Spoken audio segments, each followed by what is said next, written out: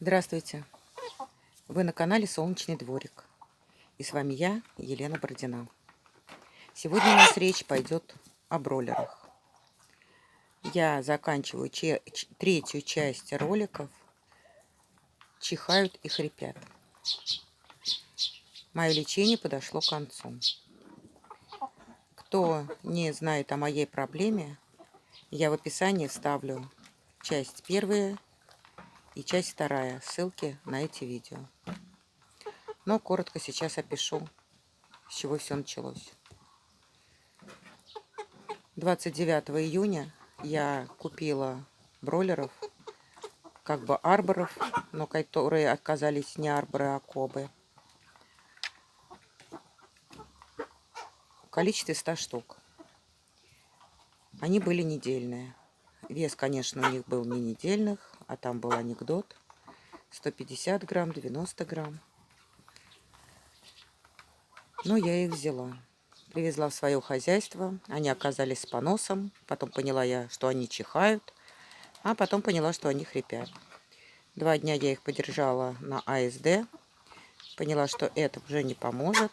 И перевела их на антибиотик Энрофлон. 5 дней они пропили у меня антибиотик. Результата никакого. Хрипят больше. Все чихают. У меня они содержались в курятнике. Напольное содержание на опилках. Опилки меняла каждый день. Рядом с курятником у меня пристрой, в котором жили мои 100 штук здоровых. Через неделю я не выдержала, позвонила хозяйке, попросила вернуть птицу. Она без проблем сказала, я ее заберу. Мы с ней встретились, она вернула деньги. Я и не, конечно, деньги за корм и за лечение с нее не брала. То, что я заплатила, то я и получила.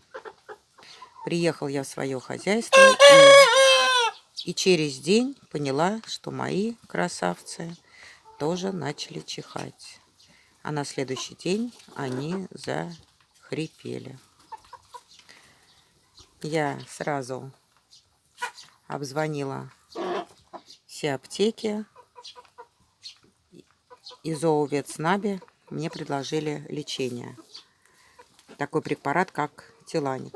Я съездила, купила. Сначала на 1500, потом еще ездил, покупал на 1200. Их надо было пролечить 7 дней, и они должны были стать совершенно здоровы. У меня сначала зачихали вот эти птицы, которые было 2 с небольшим, ну почти 2,5. И потом следом вот эти птицы, которым было около 1,5 месяцев.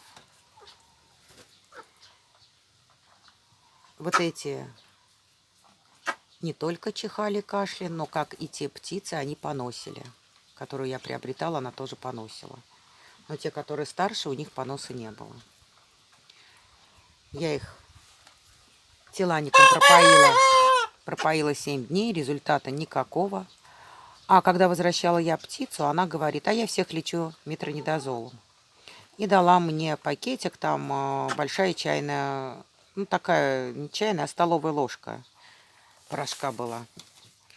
Я когда приехала, те, которые у меня сильно захрипели, я их отсадила в клетку и стала поить ее метронидозолом, а остальных всех Тилаником. Прошло 7 дней, у меня никаких результатов в лечении не было. Я опять звоню ей, она говорит, ну попои метронидозолом. И в это время я узнаю, что у меня соседка, которая давала номер телефона этого продавца, у нее купила утку старт в количестве 15 штук. И у нее вся утка сдохла. Ну, я поняла, что у нее в хозяйстве какая-то инфекция, но она о ней не говорит. Через 7 дней я подхожу к клетке, которые пили у меня.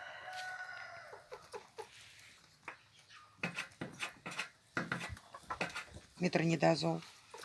И они не хрипят и не кашляют. Не чихают, вернее. Я начала заново лечиться. Объехала все аптеки, где по 2, где по 3 упаковки, скупала метронидозол. Рассчитала норму, сколько надо на килограмм веса, всех взвесила. И надо было 10 дней им таблеточку класть в рот. А у меня их около 100 штук. Вот началось мои мучения, мои лечения. Надо было взять эту птицу, положить таблеточку, в какое-то другое место положить, чтобы не перепутать, кому дала, кому не дала. И я 10 дней упорного труда поила их таблетками. Прошло 12 дней, как я начала их поить. 10 дней я отпоила. Конечно, гораздо стало лучше. Вот этим маленьким, почти, им уже 2 месяца. Лучше стало меньше. Они у меня дохли. 1-2 каждую ночь, а то иногда и днем. То есть у меня больше 10 птиц уже сдохло. Даже вот спустя 12 дней, сегодняшнюю ночь, тоже у меня труп. Но практически не хрипят. Есть несколько кур, которые хрипят. Их даже заметно. У тех, которые гребешки красненькие, они не хрипят. У тех, кого голубоватый оттенок, все также хрипят. Метронидозол выходит 5 дней. Вот жду 5 дней. И буду их забивать и делать тушенку. Может, каких и оставлю, которые здоровы. Это я там посмотрю. Вот здесь у меня сидят 27 штук. И самые крупные петушки, и те, которые посильнее болели. Вот они сидят на том месте, где они у меня должны были расти. Вот они здесь вот.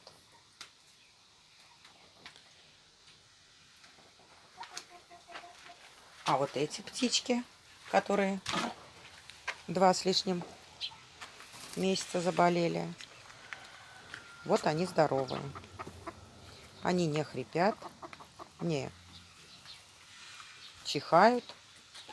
Но здесь 1-2 все равно чихают. Я их тоже буду забивать. Завтра я их буду взвешивать как следует. Их прослушаю и отмечу краской те, которые пойдут на забой. То есть метронидозол в какой-то степени более крупным помог. Тех, у которых не было поноса. Но этим кому помог, кому нет. Тоже всех прослушаю, просмотрю. И как действие метронидозола выйдет, и я их буду забивать. Делать из них тушенку. Так что мое лечение, я считаю, неудачным. Надо было сразу начинать метронидозолом. Я просто упустила время. Потому что те, которые сидели в клетке, они были совершенно здоровы. Прошло 5 дней после их окончания лечения 10-дневным метронидозолом. Я их позавчера забила. Совершенно хорошие курочки. Но в развитии, конечно, они все отставали. И эти отстают по весу. Завтра я взвешу 3-месячных, и все веса и 2-месячных, и 3-месячных озвучу. Но по 3 килограмма я мяса хорошего от тех цыплят получила. Вот и все о моем лечении. Когда буду их отправлять на забой, тех, которых оставлю здоровых, я вам расскажу. Ссылки первой части, второй будет в моем описании. Всего вам доброго. Пока-пока.